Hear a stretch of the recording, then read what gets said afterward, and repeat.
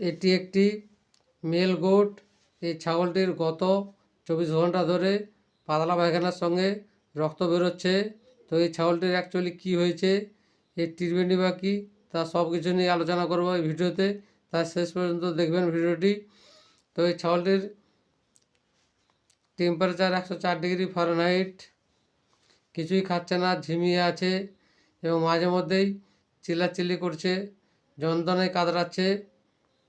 তো এই ছাগলটির অ্যাকচুয়ালি হয়েছে কৃমিঘটিত রোগ, যেটা ভয়ঙ্কর কৃমি, যেটা ওর ইন্টেস্টাইনের মধ্যে বাসা বাঁধে এবং কামড়ায়, তখন যন্ত্রণায় কাতরায়। তো এটি ওর কক্সিডিওসিস রোগ হয়েছে। এই কক্সিডিওসিস রোগের ট্রিটমেন্ট সঠিক করতে হবে, নাহলে যে কোনো মুহূর্তে ছাগলটি মারা যেতে পারে।